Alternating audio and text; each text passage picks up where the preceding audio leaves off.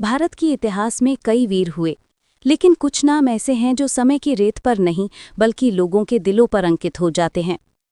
ऐसे ही एक महान राजपूत योद्धा थे सम्राट पृथ्वीराज चौहान। एक ऐसा राजा जो जितना पराक्रमी था उतना ही दयालु, जिसकी तलवार दुश्मनों के लिए मौत थी और जिसकी वीरता आज भी एक कहानी नहीं बल्कि एक दास्तां है।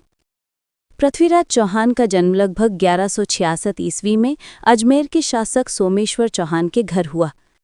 बचपन से ही उनमें अद्भुत प्रतिभा थी। कहते हैं कि तीरंदाजी, घुड़सवारी और युद्ध कौशल को वो इतनी कम उम्र में सीख चुके थे जितना एक सामान्य योद्धा जीवन भर में भी नहीं सीख पाता। किशोरावस्था में ही वो इतना सक्षम हो चुके थे कि विद्वानों ने उन्हें अश्वारूढ़ सूर्य की उपाधि तक दे डाली। केवल 13 वर्ष की आयु में पिता की मृत्यु के बाद पृथ्वीराज चौहान अजमेर और दिल्ली के सिंहासन पर विराजमान हुए। कम उम्र के इस राजा ने कुछ ही वर्षों में अपने शासन को मजबूत किया और कई क्षेत्रों पर अपना वर्चस्व स्थापित किया।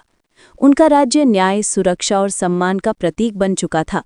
पृथ्वीराज न सिर्फ एक राजा थे बल्कि एक अद्भुत धनुर्धर भी थे। उनकी शब्दभेदी विद्या दुनिया भर में मशहूर थी।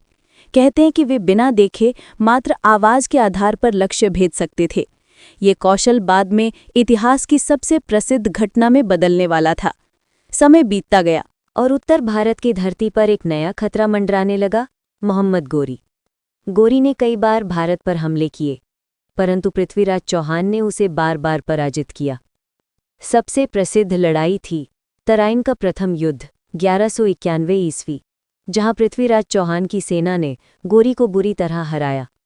गोरी घायल हुआ और यदि पृथ्वीराज चाहते तो उसे यहीं खत्म कर सकते थे, लेकिन उन्होंने राजपूती मर्यादा दिखाते हुए कहा, पराजित शत्रु को मारना कायरों का काम है, और उसे जीता हुआ छोड़ दिया।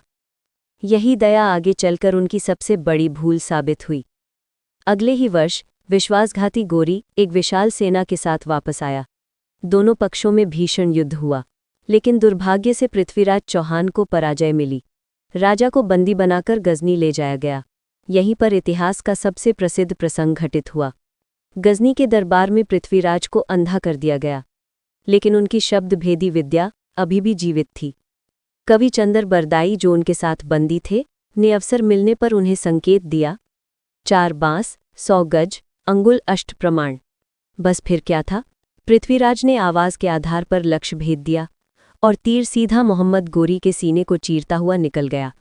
गोरी वहीं ढेर हो गया और कुछ ही समय बाद भारत का आखिरी हिंदू सम्राट पृथ्वीराज चौहान वीर गति को प्राप्त हो गए।